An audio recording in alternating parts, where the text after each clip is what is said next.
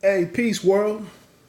Thanks for pressing play on another Pay Me No Mind sports and entertainment video. I'm the channel owner here, the man that keeps it all cooking. Wood. Do me a favor, please continue to check out me and a team that's been a team of writers who've been assembled over at Overtime, www.overtimeheroics.net. They recently launched a boxing page. I don't think the boxing page is like live. Like you can go specifically to the boxing page. I don't think that change has been made. Maybe they're waiting on enough content to be over there to make that adjustment to the layout of the site. But it's definitely a couple of writers over there that you should be very familiar with if you've been reading on FightHype.com, PBC's website, and so on and so forth. So check that out. I got a new piece going up today about Devin Haney, Gervonta Davis, and kind of like how Devin Haney can come of age, maintain some of his marketability, but he's gonna catch heat from people like opponents, potential or future opponents like Gervonta Davis, who aren't gonna really keep it clean, and who are probably going to drag him down a little bit.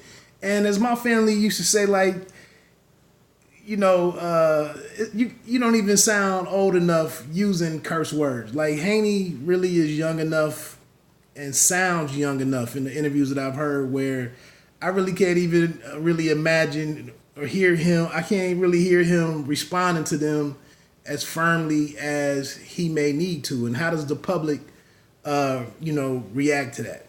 So that's just a piece that I'm putting up later on today.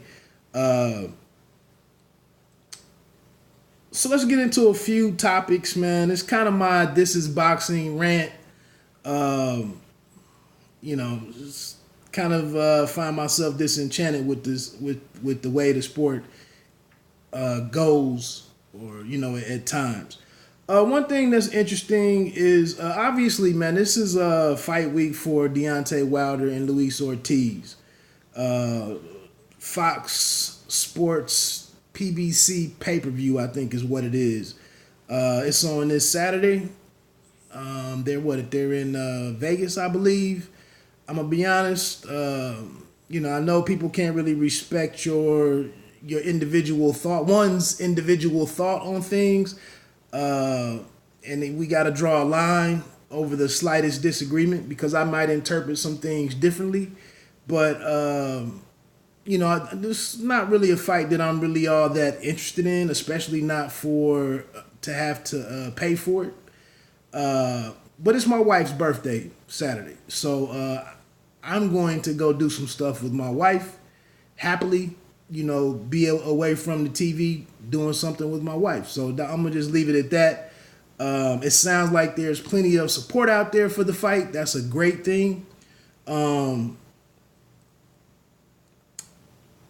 I will say, in light of the Sergey Kovalev statements that have come out in the past 24, 48 hours, at least Ortiz has put in the work and is coming into this fight in excellent shape. I actually heard an interview with his strength coach for this fight, Larry. I think his name is Larry Wade. That was probably something that may had me really intrigued about the matchup itself. Because one of my issues with heavyweight is I watched the whole division, everybody in the division, from the perspective of I'm just looking for someone that can possibly defend themselves against Wilder's right hand. And so it bodes well, in my opinion, for Ortiz to come in. Now, I don't know if he's lost a little bit too much weight, and that could impact his punch resistance. But it's definitely good that it seems like his agility would be better, and his endurance and stamina, all of that, the cardio, fitness, etc., etc. You're going to need some of these things going into it. The one thing that could offset all of that hard work is the fact that Wilder was ill in the not ill, but the original ill. He had the flu or something going into the first fight, and could he just come out and just blow the older, 2 years older, a year and a half older Ortiz away? So that's kind of what's at the crux of that matchup for me. A couple things. So keeping it with the PBC, Bill Wanger, a Fox executive vice president of programming and some live events or something in scheduling. Sounds like basically the same role, the counterpart at Fox of Steven Espinosa over at Showtime. He was on the SI Boxing Show or podcast with Chris Mannix and just confirmed a bunch of things for me, or reaffirmed some of the thoughts that I had with some of the different coverage or the different PBC fights that have shifted over to Fox. And Wanger commonly made the distinction that they're in a premier position in terms of getting the best talent over to Fox versus what we see over at Showtime. And that's something that's really bothered me. Showtime aired like over 30 world championship fights just in 2017. And I wonder, like I said, when I look at the business of all of this and the business of boxing, they made that type of investment in the sport. Very few pay-per-views, if any, I want to say that year. I can't say for certain. I definitely don't think it was more than 2 or 3 if it was some. But over 30 professional world title fights. And what did they have to show for it? 2018 was a solid year, on the heels of that. Not quite the same volume of fights and everything, and the same number of championship fights. And then we get to 2019 and they pulled back. But now we don't know if they pulled back or Fox monopolized, the top end guys for their premier position. So the one thing, two notes. Wanger went on to say that there'll be 4 to 5 pay-per-views every year that they're involved, for the duration of this this deal with the PBC. I'm not a fan of pay-per-views for my own personal reasons. But one issue that I've had with Fox, something that just hasn't jived for me, it's kind of been soulless boxing. It's kind of been a soulless telecast. And I don't mean that in a black and white way and black people and soul music and soul. Just what I mean is some of the different individuals who have been put in place to talk about the sport, I don't really sense any connection. I don't get any real connection with them. Chris Rose, the Albert guy, I think is the other guy that calls the fights. The lead play-by-play guy. I don't even know his name because I really don't. I haven't watched a whole lot of the PBC coverage. It just hasn't been a big priority to me, to be honest. Not that I haven't watched any of it. But it's just the same feel and flavor, and I'll say, Mancini, they went to some questions on him after fights to add some commentary, to add color to different topics. His responses, it was like he couldn't give a damn about understanding the current situation of a particular weight class, couldn't even put any interesting points out there of what to look forward next. It's just like they pay me, I show up, I'm here, I say what I want to say, and I hop the hell on the plane and I go home. And then Lennox Lewis is a lot better on Twitter writing than he is on the microphone, in my opinion.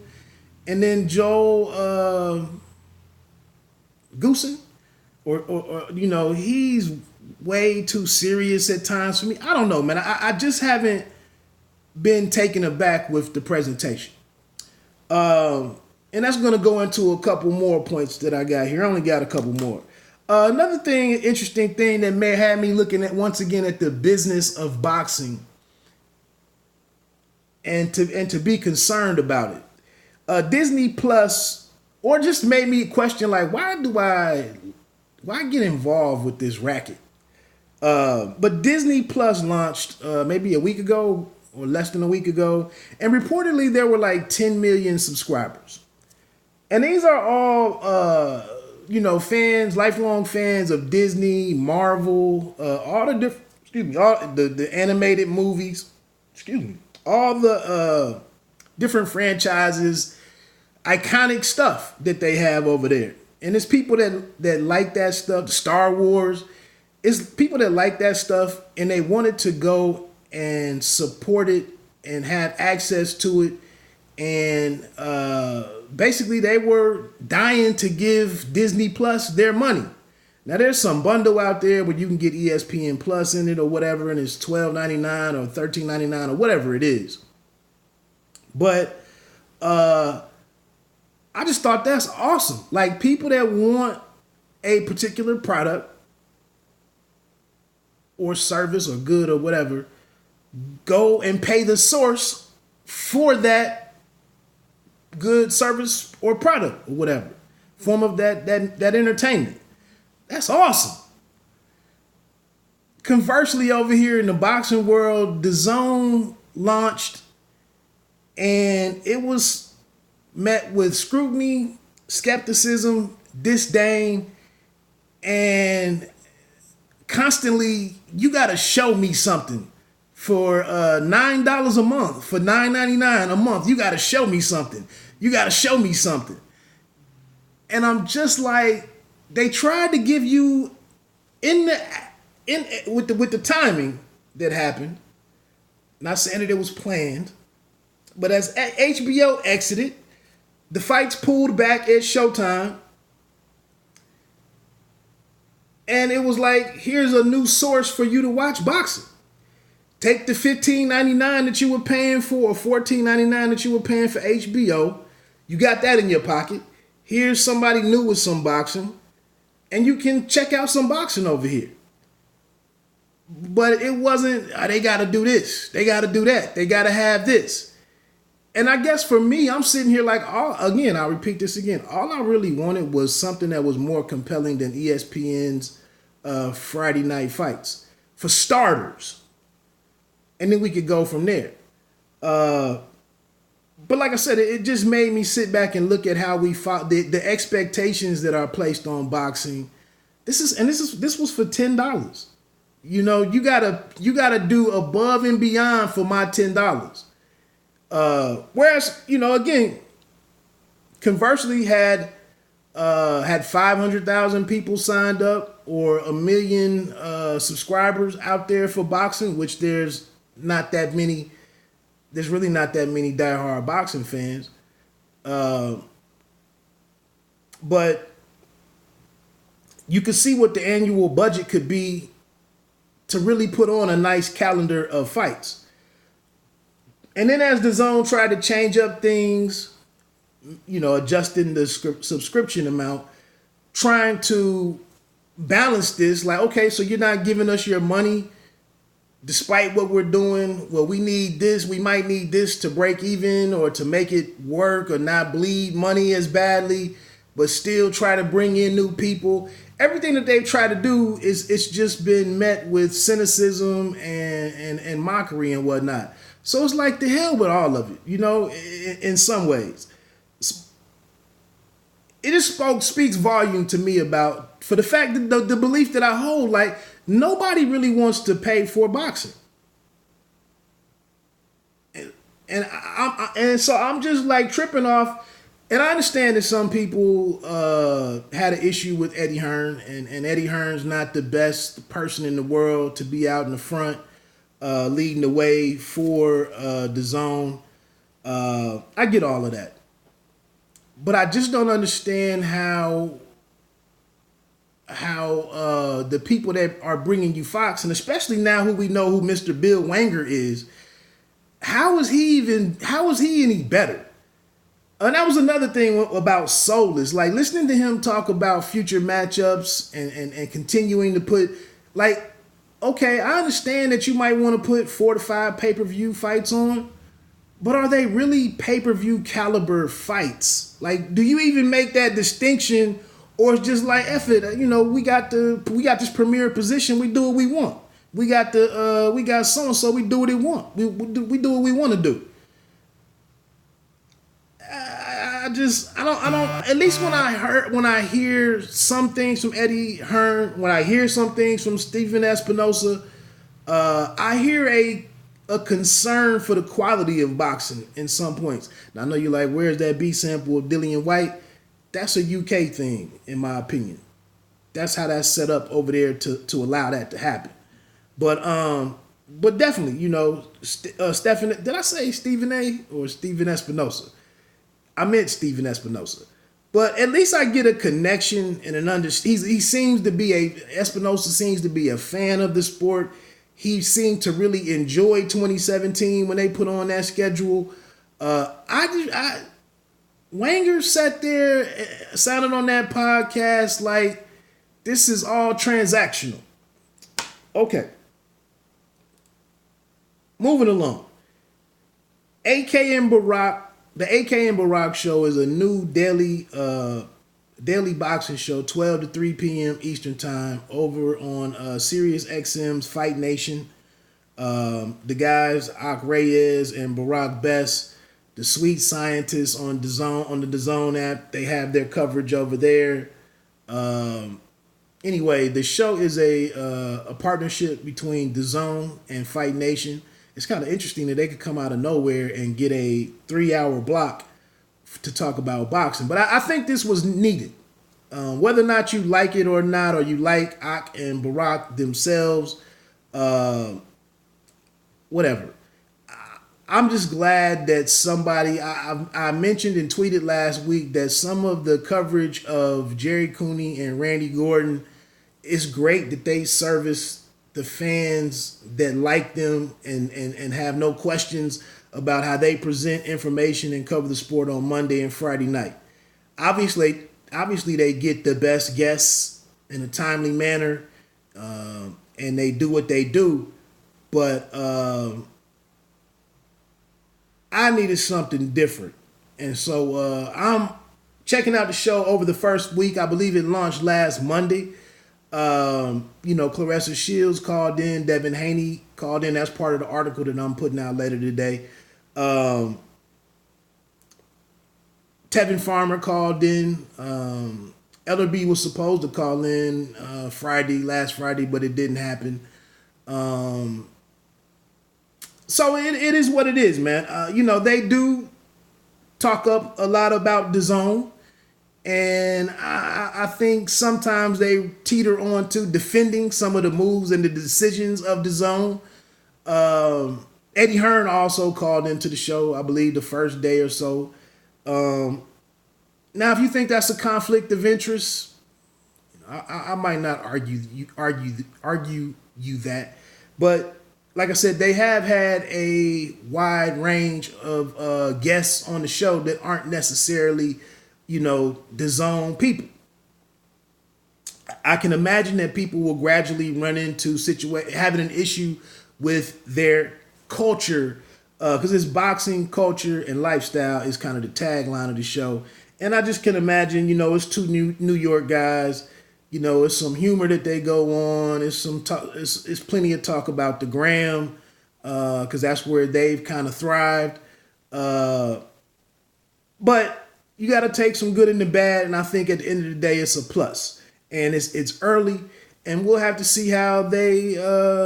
Like I said, I don't think it's horrible as is, but I can imagine. Like I said, it's an audience. The calls, I love all the new callers that are supporting the show, versus the same 4 or 5 guys that they rotate on the Monday and Friday night show, the At the Fights. So, like I said, for the most part, I think it's a plus. Speaking of DAZN, yesterday, Paul Magno, the editor, the guy that's running the team over at OvertimeHeroics.net, the boxing team over there, longtime writer on many outlets. But he posted a FightHype, an article on FightHype yesterday about DAZN, paying the media. And there were some comments, I believe, tweets or articles last week or 2 weeks ago following that KSI and Logan Paul event out in Los Angeles. And some people were talking about, I can't remember the individual that called it out, but said, the people, the media who got flown out here and wined and dined and all of this stuff. Okay. But Paul Magno's piece, check it out. He goes into some different things, some different facts, or some different research and investigation that he did. I will say, I think Montero is a guy who said he didn't get paid. I saw Montero out at the Chicago show for Usyk. I haven't got any money for covering, stuff on DAZN. But I did notice at another site that I write for, Round by Round Boxing, there was some links and whatnot over there where you could go and figure out how to use DAZN, access the app, and then how to sign up for it. I think there was a way to subscribe there, so on and so forth. I did notice that. And then I think there's even a countdown, a DAZN countdown now. There was one for the Canelo fight, and I believe now it's shifted over to the rematch between Ruiz Jr. and Anthony Joshua. Again, man, I'll say this and I'll move on. When I was at the Usyk fight, the Usyk and Chaz Witherspoon, before we standing at the weigh-in, IFL TV's Kugan Cassius, I guess is his name. He did have access to go back in the back where all the fighters were and where Eddie Hearn was, while the rest of us who were there to report and cover the event, we were out front by the stage for the weigh-in, and you couldn't get back there. And Kugan, as soon as Eddie Hearn walks into the spot, Kugan is the one that has a camera in his face right away. And is it an interview or is it two friends talking? I mean, you see Kugan on the private jet with ammo and Eddie Hearn, and what are we really getting here? I mean, if you interviewed the dude at the weigh-in, you interviewed him after the weigh-in, then you interviewed him on fight night. I told you I couldn't get back to the back to interview the guys that I wanted to interview, even though I had clearance to talk to those guys. That never happened. It's kind of a disappointing aspect of my trip. But like I said, IFL TV and Kugan, they have free reign of the place. And it's like, well, damn, why do I show up and try to compete with that? And sometimes that's just the way it is. And it's like that. I don't know. It is frustrating. I guess for me, without even hating, just my question when I was standing there watching Kugan back in the back getting, maximizing his time and his money, his travel, his travel expenses and all of that, which he's part of MTK or whatever. But my thing was like, would I really want to talk with the same some every day? How boring is that? But I guess that's a good problem to have. My last thing, check out the Paul Magno piece and, at FightHype.com. I'll probably post the description here later. The last thing that I want to talk about, man, Kovalev came out. This ties in to my issue with pay-per-view.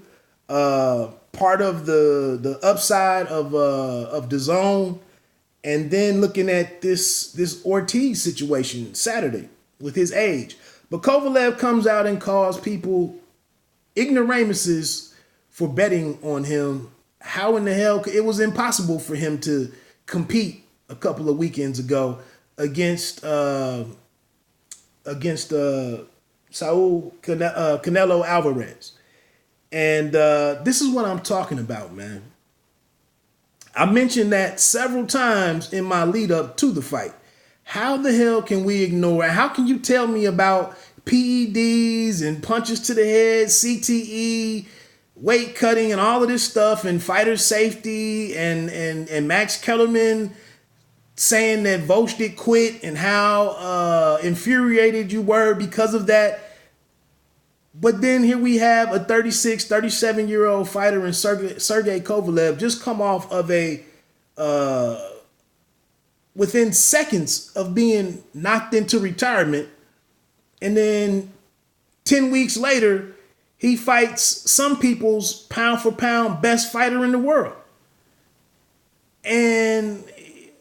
But nobody cared beforehand. But anyway, I guess for me, and I said some stuff in my takeaways from the fight and my disappointment with how Kovalev looked on fight night. People ran with the "it's fixed," "it's staged," "it's a fake fight," etc., etc.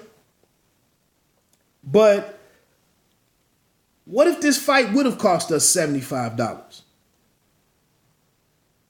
But with it being part of my subscription, I'm really not going to get into too up in arms over it. It's a part of boxing. It happened. Again, though, like I said, I can't go and put Canelo as my number one pound for pound fighter off of that fight. I can't not pick up on the nuance of him being selected and the circumstances that Kovalev was under. But now we get into Wilder-Ortiz this weekend, who really hasn't looked all that great in the fights after the first fight with Deontay Wilder. Okay, he knocked out the Kwanjanu. I think he took care of him. But the Hammer fight, the Kaufman fight, he wasn't a world beater. But like I said, could you put down $75 this weekend and this be a 2 or 3 round fight? And if so, how do you feel after that? I'm going to be at the steakhouse with my wife, so, I'll hear about it. But anyway, man, that's really, of course, I went longer than what I wanted to go, but, I hadn't talked about boxing for a couple of days. That's kind of where I am with the sport right now. Again, this is Bite Down Boxing presented by the Pay Me No Mind Sports and Entertainment Channel. I'm the man Wood. Please check me out at bitedownboxing.com as well as overtimeheroics.net. And like I say, man, Bite Down Boxing, don't let them count you out. Peace. Have a great day.